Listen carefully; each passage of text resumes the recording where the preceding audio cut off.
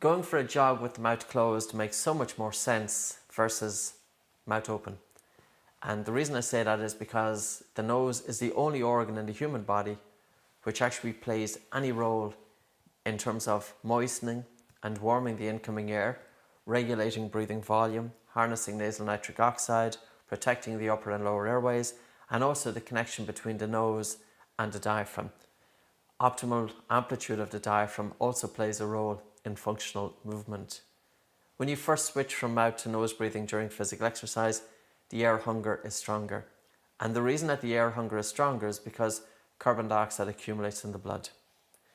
During wakefulness, your nose imposes a resistance to your breathing that's 2 to 3 times that of the mouth. That's good because it's helping to slow down your breathing. So breathing through the nose during physical exercise, you're more likely to breathe slower and to breathe lower. This improves gas exchange from the lungs into the blood, and it also increases oxygen delivery from the blood to the working muscles.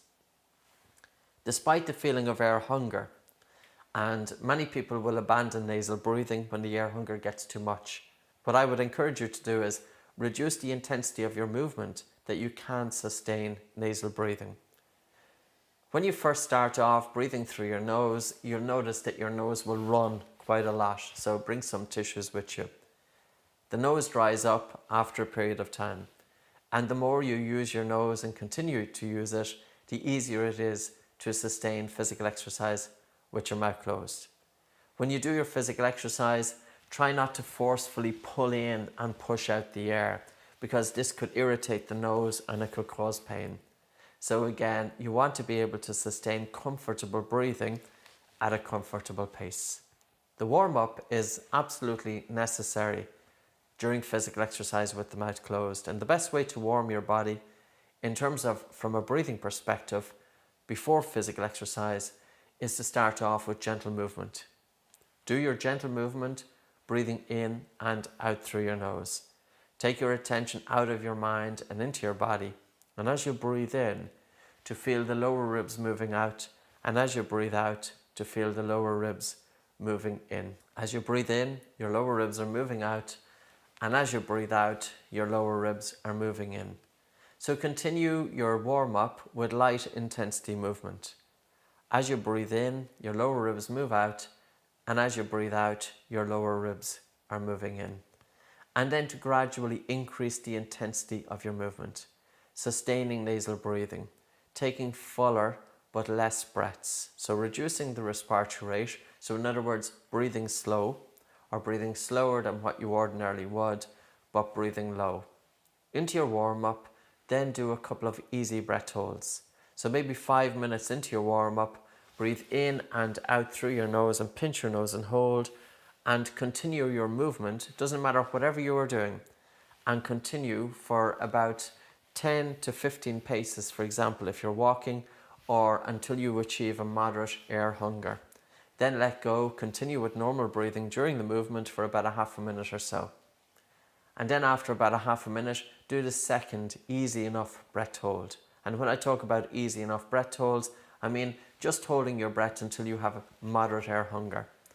So again, for the second breath hold involving moderate air hunger, take a normal breath in and out through your nose and pinch your nose and hold, and continue holding your breath until you have a moderate air hunger. Then let go, breathe in through your nose, and of course, because the air hunger is moderate, your breathing should have good control following the breath hold. Continue with your movement, breathing in and out through the nose during the warm-up, and after about a minute or so, then you could bring in stronger breath holds. The strong breath holds are beneficial for causing the spleen to contract. Your spleen is your blood bank. It's located under the left side of the diaphragm. It contains 8% of our red blood cells, and the quality of blood in the spleen is rich and it's high. 80% of it is hematocrit. When we do a breath hold, the spleen releases red blood cells into circulation. When we do a breath hold, it helps to open up the nose. When we do a breath hold, it puts an added load onto the diaphragm. When we do a breath hold, it helps to improve blood flow to the brain to help make us more alert. 5 strong breath holds go as follows. Take a normal breath in and out through your nose and pinch your nose, and during the movement continue holding the breath And as the air hunger gets stronger, move your body faster and continue relaxing into the breath hold. Continue relaxing, continue pushing, continue relaxing, continue pushing into the breath hold until you feel a fairly strong air hunger. Then let go and get your breathing under good control. Minimize your breathing. For 6 breaths, take hardly any air in and out of your nose for 6 breaths, and then have normal breathing for about 12 to 18 breaths. So continue movement. This is bringing slow breathing and light breathing in the initial stages of the warm-up, then 2 easy breath holds, then 5 strong breath holds, all continuously throughout the warm-up. The second breath hold, take a normal breath in and out through your nose, pinch your nose, hold. Go faster. As the air hunger is increasing in intensity, increase the intensity of your movement. Keep relaxing into the body. You will have involuntary contractions of the diaphragm. Keep relaxing, keep pushing, keep relaxing, keep pushing. When the air hunger is quite strong, let go, breathe in through your nose and get your breathing under good control. Minimize your breathing for about 6 breaths or so.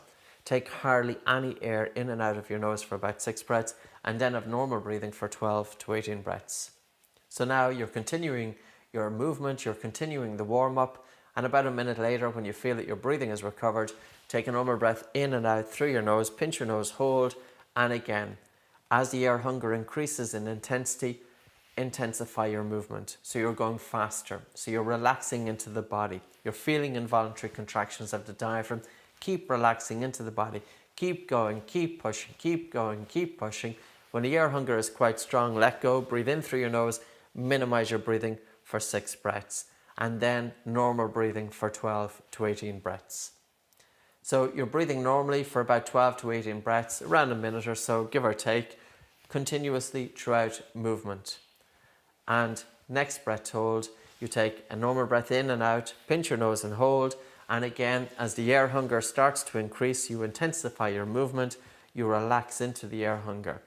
You will feel the involuntary contractions of the diaphragm. Keep relaxing, keep pushing, keep relaxing, keep pushing. When the air hunger is quite strong, let go, breathe in through your nose and get your breathing under good control. And then you're having normal breathing again. Continue with your warm-up, and the 5th and final breath hold, you take a normal breath in and out through your nose, you pinch your nose, you're holding, you're relaxing into the body, and you're intensifying the movement as the air hunger increases. So for example, if you were walking, during the initial stages of the air hunger, you're walking, then you walk fast, then you go into a jog, you go into a fast jog, go into a run, keep relaxing into the body as you hold your breath, and keep holding your breath until you feel a fairly strong air hunger, then let go, breathe in through your nose, minimize your breathing for 6 breaths, and then normal breathing for 12 to 18 breaths. The latter stages of the warm-up are a stressor. The early stages of the warm-up are a relaxer. This helps to bring you into the zone. It's putting you into a state of relaxation and stress at the same time. And it's also shaking the autonomic nervous system. We start off with light, low and slow breathing. Very helpful for calming the nerves, especially for pre-competition. You don't want to be too relaxed going into competition. And that's why we do a couple of easy breath holds to prepare for the stronger breath holds. The stronger breath holds are a stressor. And these are increasing blood flow to the brain, helping with alertness, but also spleen contraction. Forcing the spleen to release red blood cells into circulation, and it takes a minimum of 10 minutes for the spleen to reabsorb that additional red blood cells following 5 breath holds. As you go out into your physical exercise, you will have a good warm-up.